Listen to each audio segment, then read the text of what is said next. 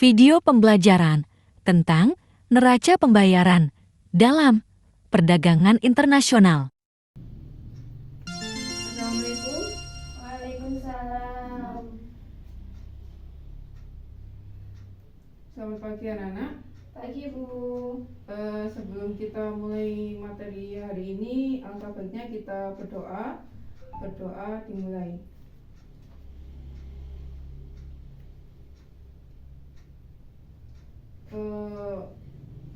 Doa selesai. Sebelum kita memulai pelajarannya, Ibu akan mempresentasi murid yang hadir hari ini. Nomor absen 1 Bayu. Nomor absen 2 Syifa. Hadir Bu. Oke, sudah. Hari ini yang akan kita bahas yaitu neraca pembayaran dalam perdagangan internasional. Isi materi yang dibahas yaitu pengertian neraca. Yang kedua, macam-macam transaksi neraca pembayaran. Yang ketiga, jenis-jenis neraca pembayaran. Yang keempat yaitu fungsi neraca pembayaran. Yang kelima, tujuan neraca pembayaran. Dan yang keenam, model neraca pembayaran. Oke, yang pertama yaitu pengertian neraca pembayaran. Neraca pembayaran internasional atau balance of payment adalah suatu catatan sistematis tentang seluruh transaksi ekonomi perdagangan internasional antara penduduk suatu negara dengan negara lainnya pada periode waktu tertentu, biasanya 1 tahun, berupa perdagangan barang dan jasa, transfer keuangan, dan moneter. Pengertian penduduk di dalam suatu neraca pembayaran internasional meliputi orang perorangan, badan hukum, dan pemerintah. Yang kedua yaitu macam-macam transaksi pembayaran. Yang pertama ada transaksi berjalan.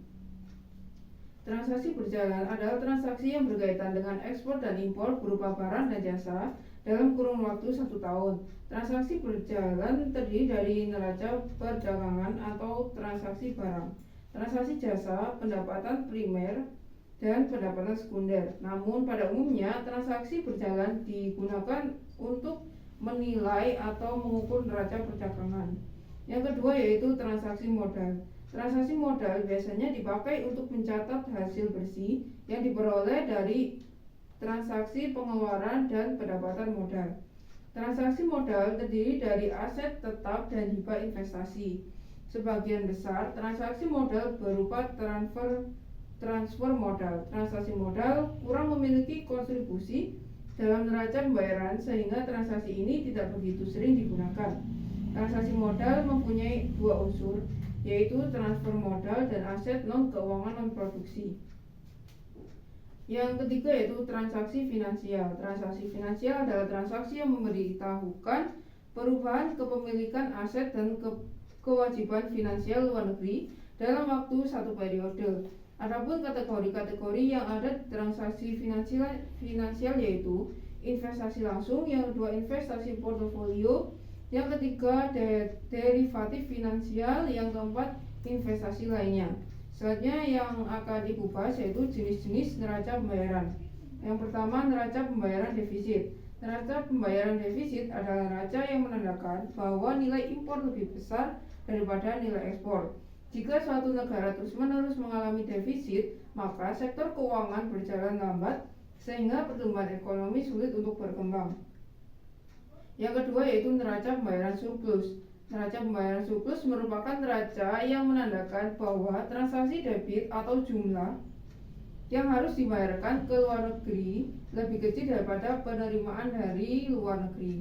Yang ketiga yaitu neraca pembayaran seimbang. Neraca pembayaran seimbang adalah neraca yang menunjukkan bahwa transaksi pembayaran ke luar negeri jumlahnya sama dengan penerimaan dari luar negeri. Jika suatu negara ingin meningkatkan pendapatan, maka perlu menurunkan nilai impor dan menaikkan nilai ekspor.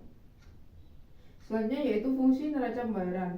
Yang pertama yaitu sebagai bahan pemerintah dalam mengambil keputusan di bidang perdagangan internasional. Yang kedua sebagai bahan pemerintah dalam membuat keputusan atau kebijakan moneter yang dilaksanakan oleh suatu negara. Yang ketiga yaitu sebagai data-data keuangan internasional. Yang keempat sebagai bahan pertimbangan pemerintah untuk mengambil kebijakan di bidang politik perdagangan internasional. Yang kelima yaitu sebagai alat untuk mencatat anggaran yang akan dikeluarkan dalam transaksi internasional. Selanjutnya tujuan neraca pembayaran. Yang pertama, untuk mengetahui sumber daya yang ada di setiap negara. Yang kedua, untuk mengetahui keadaan perekonomian dalam hubungan internasional suatu negara. Yang ketiga, untuk mengetahui besarnya anggaran devisa yang diperlukan dalam transaksi ekonomi internasional. Selanjutnya, untuk mengetahui langkah-langkah yang harus diambil dalam bidang transaksi ekonomi. Selanjutnya, untuk mengetahui permasalahan ekonomi dalam negeri yang ada pada suatu negara. Selanjutnya, model neraca. Yang pertama, neraca perdagangan. Yang kedua, neraca lalu lintas modal. Yang ketiga, neraca lalu lintas moneter. Selanjutnya, neraca hasil modal. Selanjutnya, neraca modal. Dan yang terakhir, neraca moneter. Untuk penjelasannya yaitu neraca perdagangan adalah sebuah data yang berhubungan dengan perbandingan nilai ekspor dengan nilai impor suatu negara yang terjadi dalam satu periode. Yang kedua, neraca lalu lintas modal adalah pencatatan yang ada di dalam neraca yang mencatat setiap pinjaman dari luar negeri atau kredit serta pinjaman atau kredit yang diberikan kepada negara lain. Selanjutnya, neraca lalu lintas moneter adalah pencatatan yang ada di dalam neraca yang mencatat tentang perubahan atau pertumbuhan cadangan devisa pada suatu negara.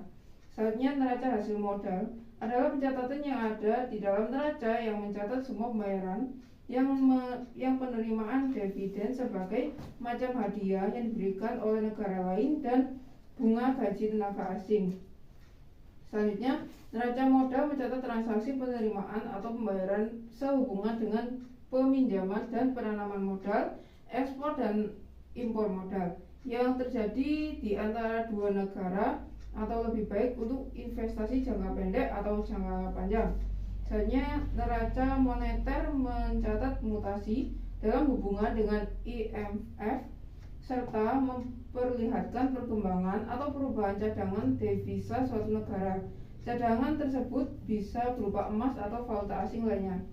Oke, kesimpulannya yaitu neraca pembayaran sangat penting untuk dimiliki oleh suatu negara karena dengan neraca pembayaran maka suatu negara bisa mengukur besarnya arus dana dari luar negeri, baik dana yang keluar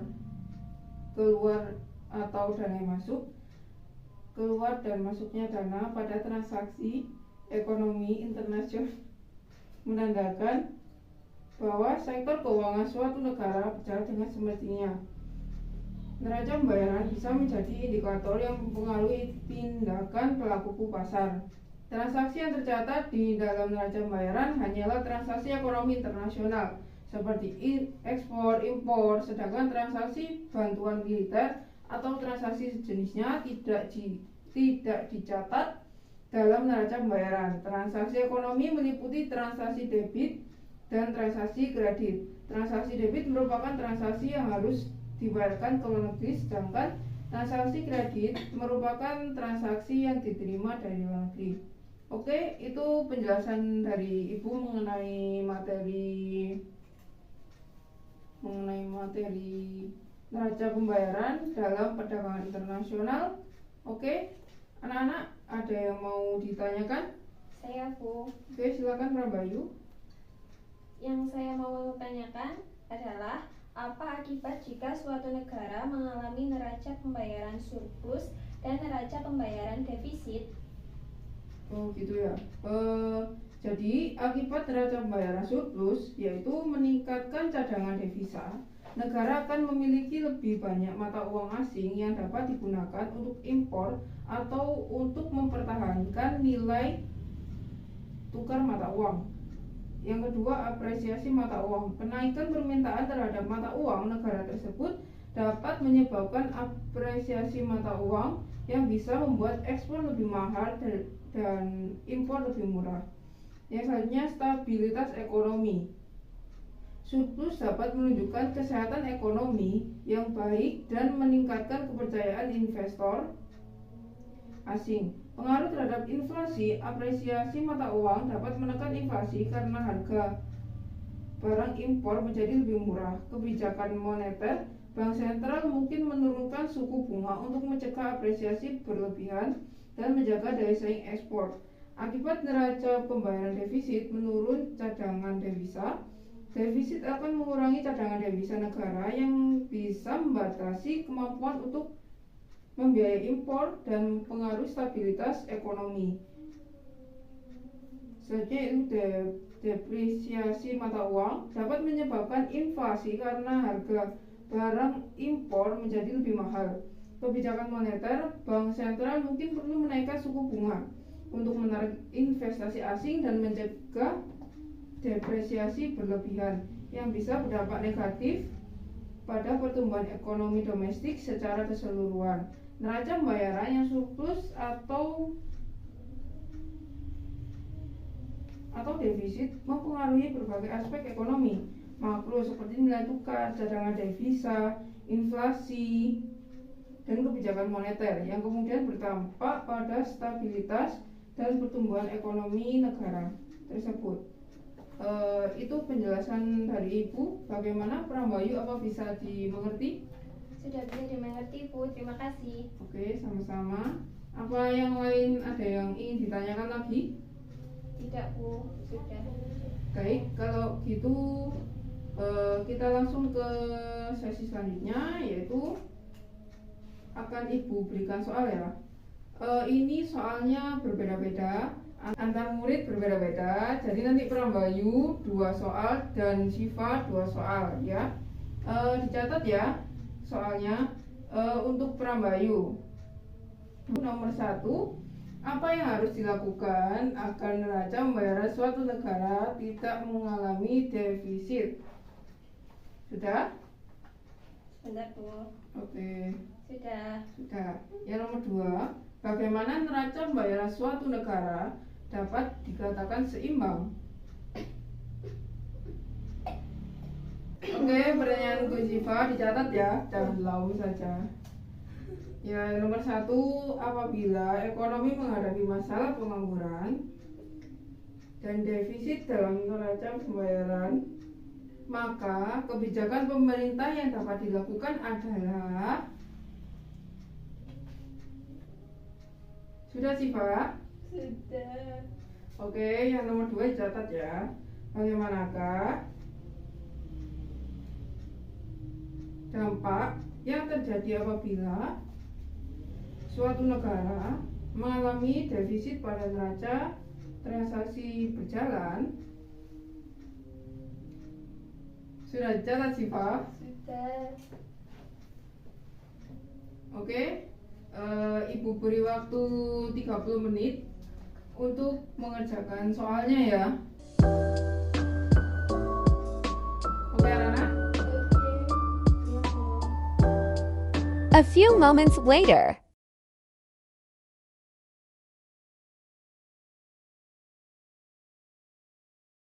Oke, sudah 30 menit Ibu berikan waktunya.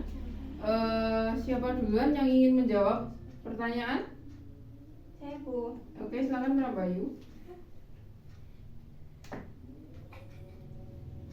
Baik, untuk jawaban pertanyaan nomor 1, untuk menghindari defisit dalam neraca pembayaran, suatu negara dapat mengambil berbagai langkah strategis di sektor perdagangan, investasi, dan kebijakan moneter.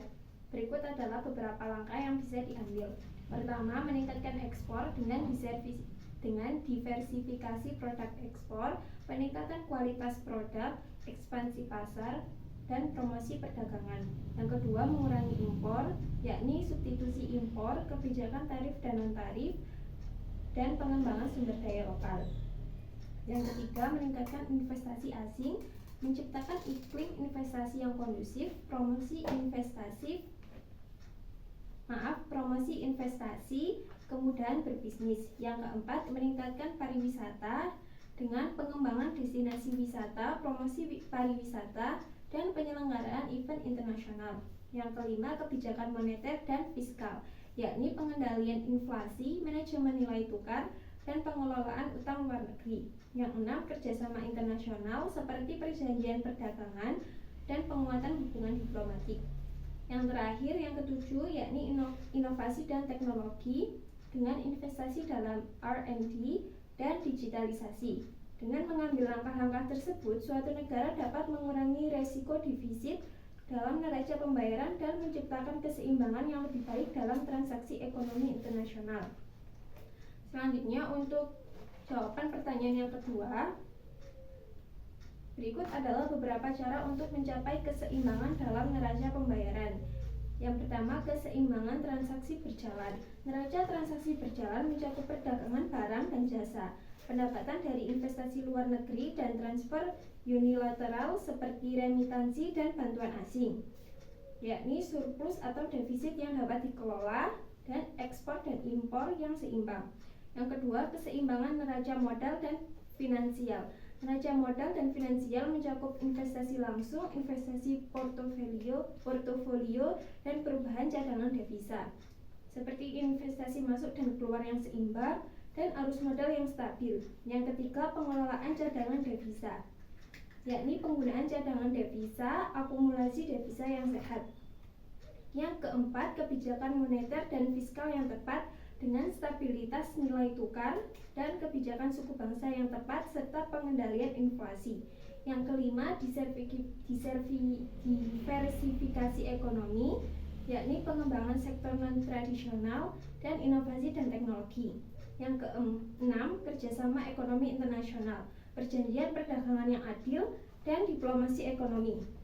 Yang ketujuh, pemantauan dan evaluasi terus-menerus, seperti pemantauan ketat dan evaluasi berkala. Dengan mengikuti prinsip-prinsip ini, suatu negara dapat berupaya untuk menjaga neraca pembayaran yang seimbang, yang pada gilirannya mendukung stabilitas ekonomi dan pertumbuhan berkelanjutan. Terima kasih, Bu. Oke, terima kasih Prambayu. Selanjutnya, Siva.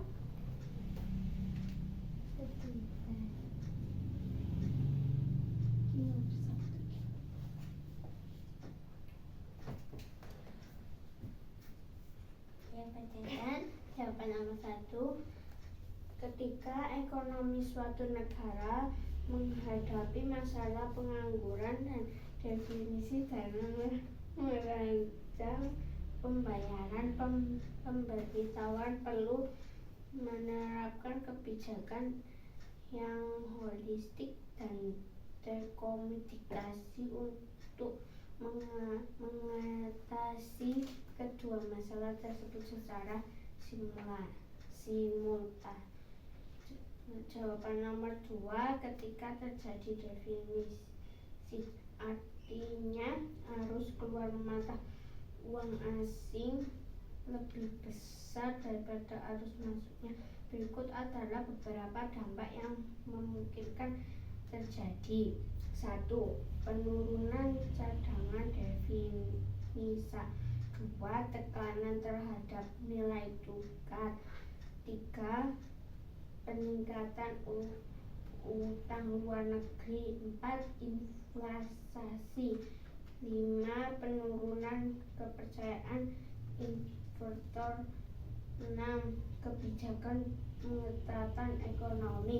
7. Perubahan dalam pola konsumsi dan produksi. Sudah, Siva? Terima kasih ya. Silakan duduk kembali. Oke anak-anak, saya kira jawaban kalian sudah benar semua. Kita sudahi karena waktunya sudah habis juga. Kita sudahi pembelajaran hari ini. Saya akhiri. Wassalamualaikum warahmatullahi wabarakatuh. Waalaikumsalam warahmatullahi wabarakatuh. See you.